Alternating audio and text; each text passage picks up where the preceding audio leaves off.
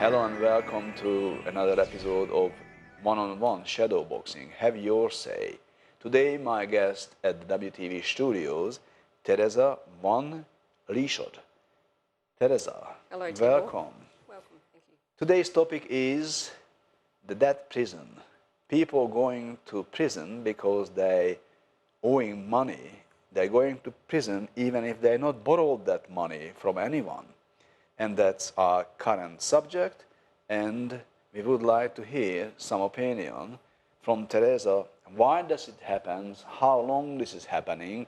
And why not people owing money, they're really not owing money? Well, I believe this is one of the biggest political issues in our Australian nation. If you look at the political-made law, revenue raising, all law made politically, is it?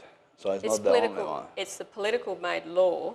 So in Western Australia, the Act is the Fines Enforcement Penalty Act of 1994. It's a state law, and each state in Australia has their own legislation for the provision of that. Now, the politicians make a public claim that it's debt if they enforce a political-made law fines and you don't pay, you're indebted to the state. But that's actually not true. That's a fallacious claim because debt in an economic sense is if I lend money to someone, if I lend you money and require you to pay me back, that's debt. That's correct. So, and if I'm not paying back your $50, I'm not going to prison, am I? No, that's right. We're talking about government-imposed economic fees and fines. So it's not debt, it's actually revenue raising. And at the best it's revenue raising. It's in a form of taxation? Form of taxation for sure. And it's, in a sense, extortion. And at its worst, it's stealing from the public. Now, there's an economic argument for all of that. First of all, in Western Australia, they are extorting their fine system by marking up 560%. Now, I've had personal experience with this, and I've done an enormous amount of research on this as well. So do you want to give us an example? Well, I'll give you a true example of actually what they're doing. A $50 parking fine, by the time it goes through the enforcement registry and to the sheriff's office, it starts at $50 and it ends up $280 for each fine. So that's a markup, an extortionary markup of 560%. Now, they're applying that to all fines that they give, whether it's a parking fine or a speeding fine. And in my experience and the research I've engaged, it's got nothing to do with parking and speeding. It's got to do with money and power. And how can they raise revenue, get money out of the people? Now, what they're doing is not working. This law's been in place for 20 years, 1994. And I've got some research here, evidence that they jailed over 18,000 Western Australians between 2008 and 2013. That was reported June 14, 2013 by the West Australian paper. Now, that's a conservative newspaper in being critical of the government, so we can accept that that's very reliable. Also, so just get back to that. Yep. So they are, how many people have been jailed in WA? 18,000 in a 5-year period between 2008 and 2013. Now, do you know, or do we know that, how long of those jail times in average for these 18,000 people? Is it 1 day, 2 days, 2 weeks? How long these imprisonments? The figures I've got from the Australian Bureau of Statistics go across the nation, not just Western Australia. Yes.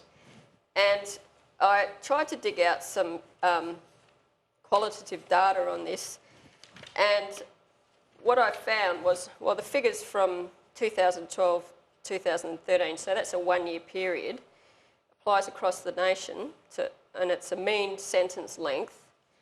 And these are very conservative figures. They don't include remand figures, and they don't include people who've been jailed for fines, for remand, but also in police lock-up facilities, so custodial services. So they're very conservative figures. And the figures so they're are probably not including that. They're not including that. So they're very conservative, rudimentary including figures which are jails. Okay. Is it? Yep. If you look, the median sentence length for custody in a correctional institution was 8 months.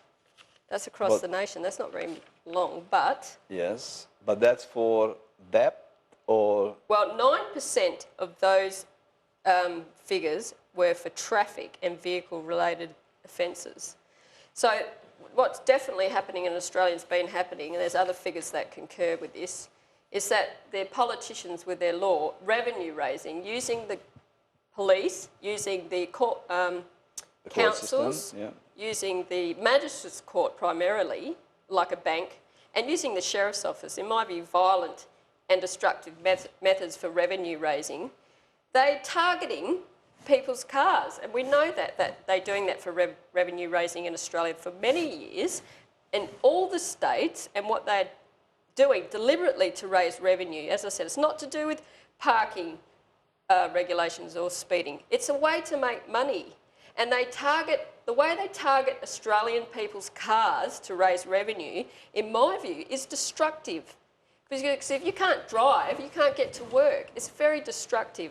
So 9% of people thrown in jail were for traffic-related offences. Now, if we compare these figures here, 8% less people, 8% of the people incarcerated in this period, bearing in mind these are very conservative figures, were in jail for illicit drug offences, so illegal drugs. Now, you tell me, what's worse, manufacturing drugs in our society, which in my view is a serious crime, or the government targeting people, jailing people for so-called traffic offences?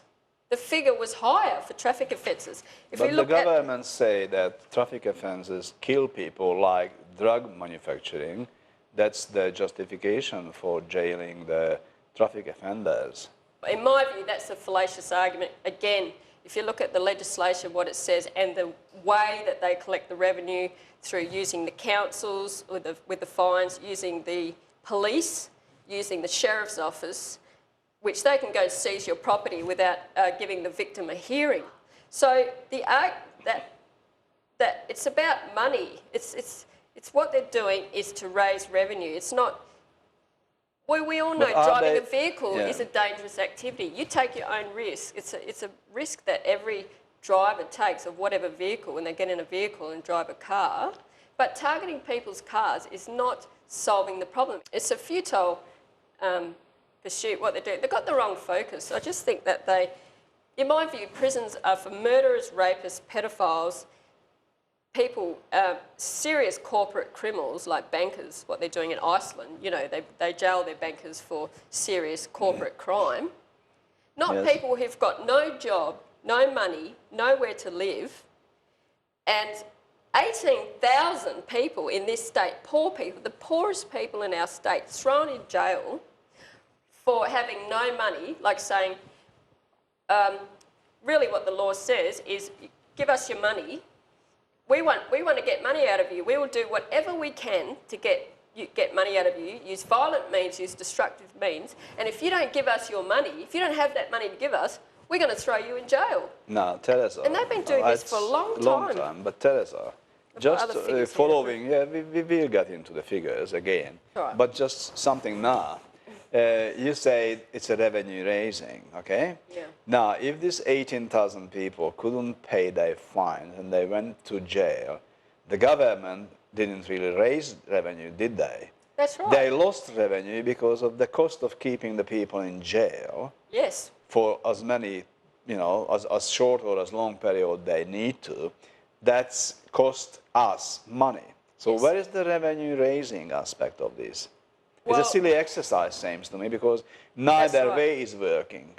So the people who are not paying their fines, they're getting off easy, relatively easy, with the jail term, which is not necessarily a long-term one, and they not have this as a criminal offence on their record. Well, there's a number of factors. First of all, there's a human cost of throwing people in jail, and the evidence shows that people die as a result of this.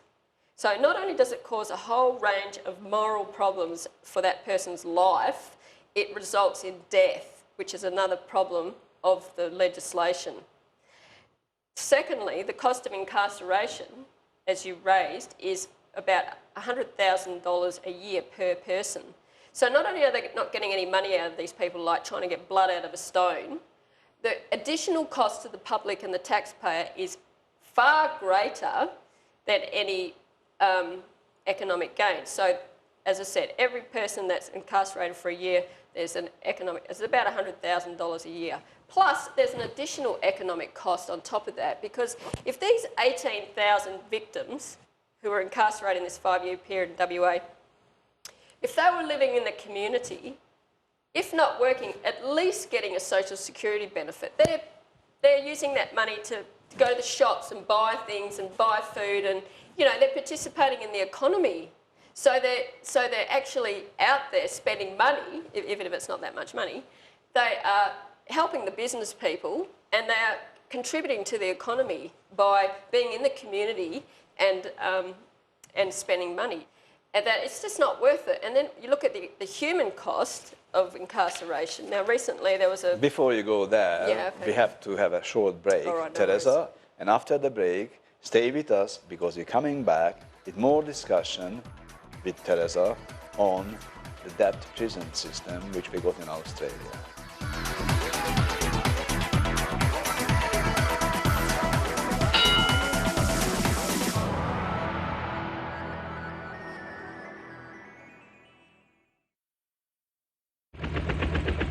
Limited stock. Rush to Just Music Scratch and Dent clearance sale. 552 Sterling Highway, Cottesloe. Massive savings.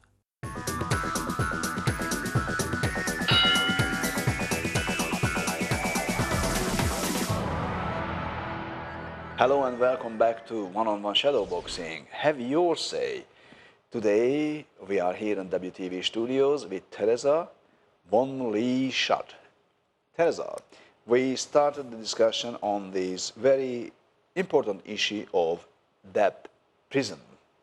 And we have to recognize that whichever way we go, even if a person goes into prison for 1 day, that's a prison sentence, and taking someone's liberty in exchange for money, yes, and not gaining money in any ways, that sounds really unpractical.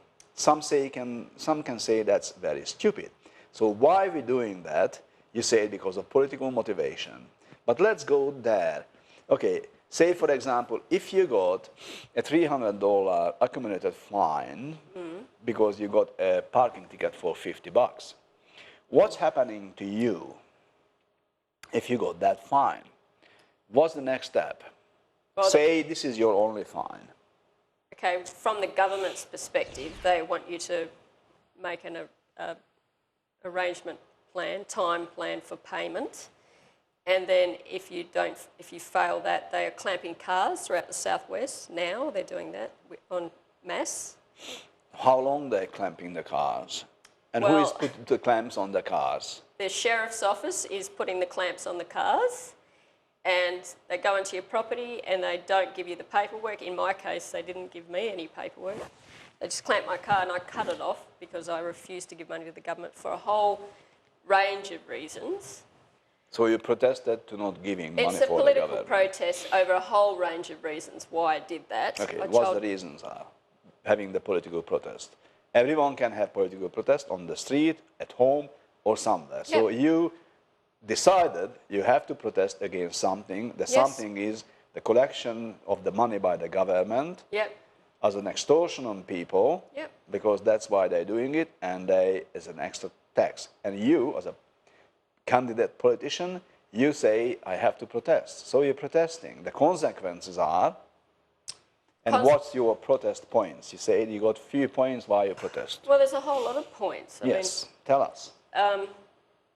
They are the way the politicians serve themselves and the rich, the very rich in our society, and they're serving increasingly foreign interests. In my view, they've destroyed Australia's economy. I've taught and studied economics for quite a long time, so look at what's happening with the education system too. They're destroying that. If you look at primary industries, primary production, agriculture and manufacturing and the retail trade. So I see that a lot of corruption in the parliament, the politicians, been building up for many years.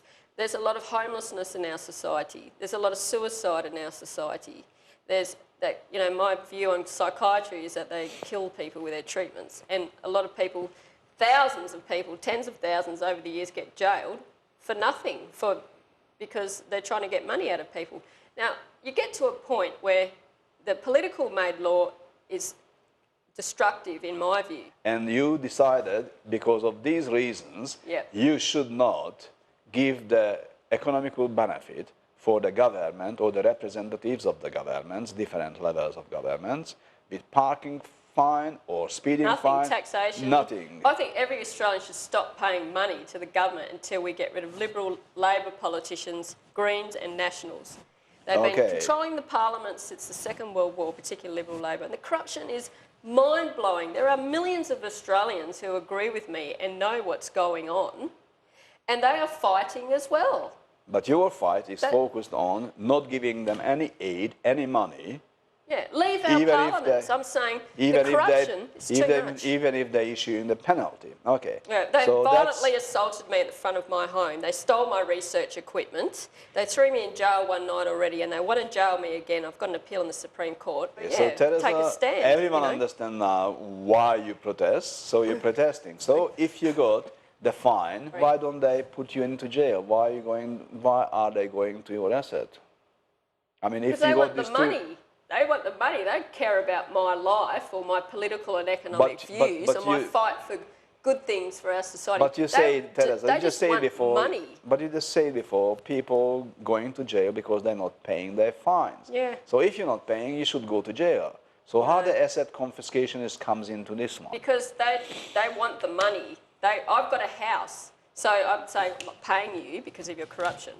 So now, okay, we've marked it up 560%, which is stealing. Yeah. It should be $1,800 worth of fines. It's over $10,000 they'll steal from me. So now they're going to go for my house, okay? Take seizure. So how much money? How much money you protested against the fines? How much your fine now in combination? Yeah.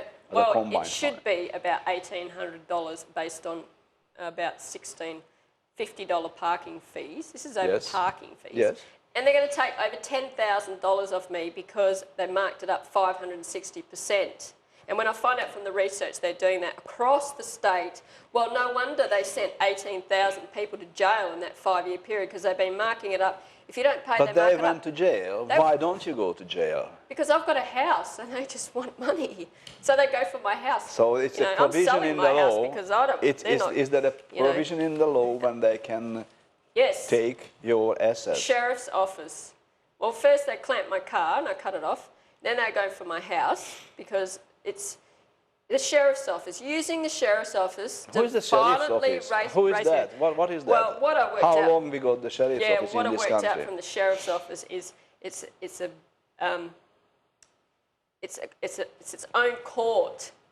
It acts like a court without hearings for the victim, and in their property seizure form that they give to you, one form, they didn't even send it to me. I got it off my settlement agent. And they do it to the land through Landgate. So they file the seizure sale order with Landgate. No hearing to the victim. And I told them in a letter that they've marked this up 560%. I don't owe you this money, and you're going to take it off my house when I sell it.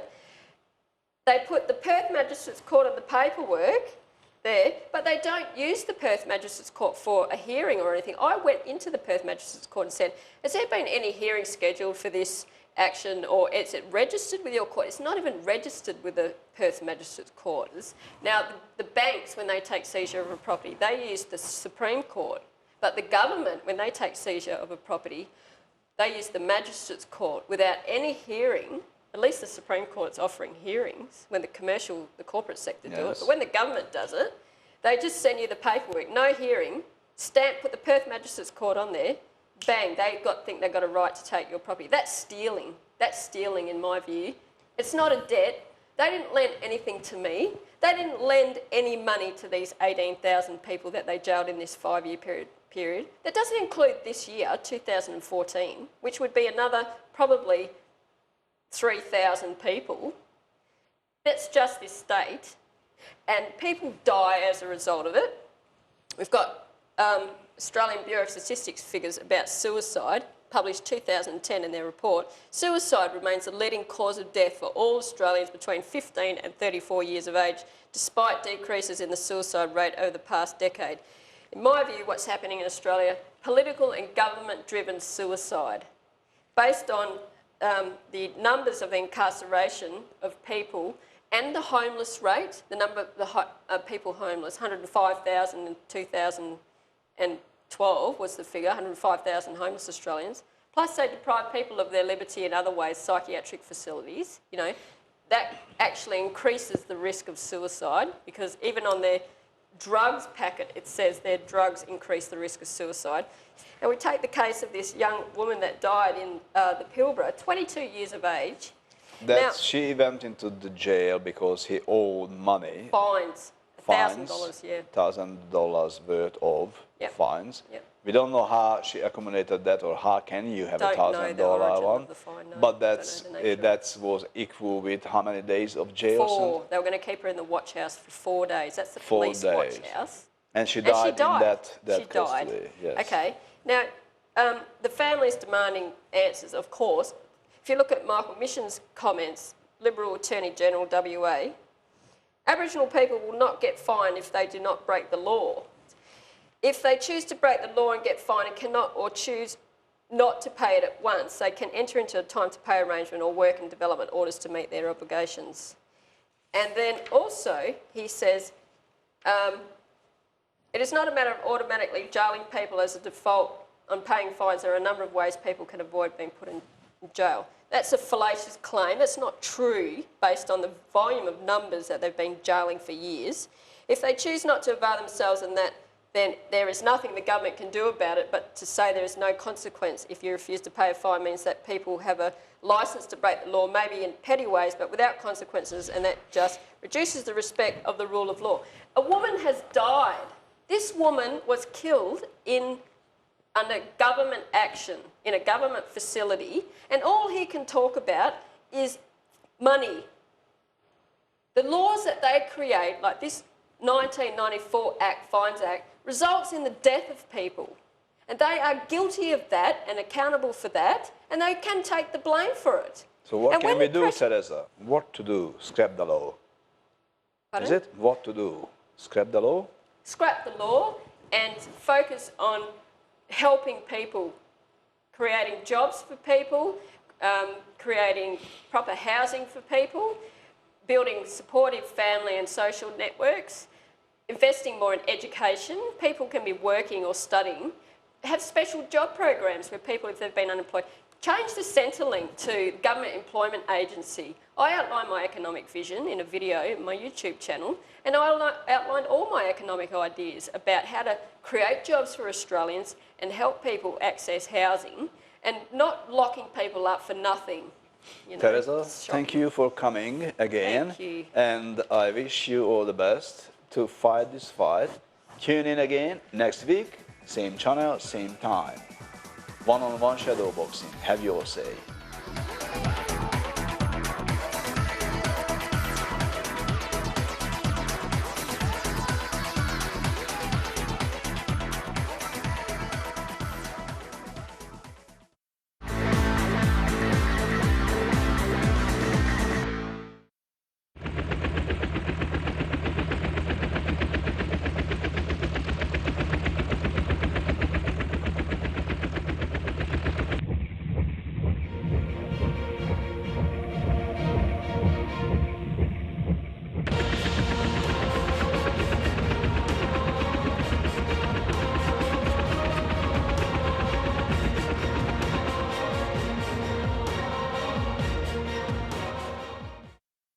If you're looking for somewhere different for your next function, you can't go past El Caballo Resort. Including quality accommodation with an 18-hole golf course, El Caballo Resort can cater for any function.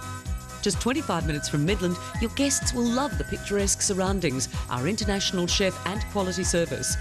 Drive easily from Perth or stay overnight to play 18 holes. Call 9573 3777 to find out how we can cater for you or to book a weekend golf package.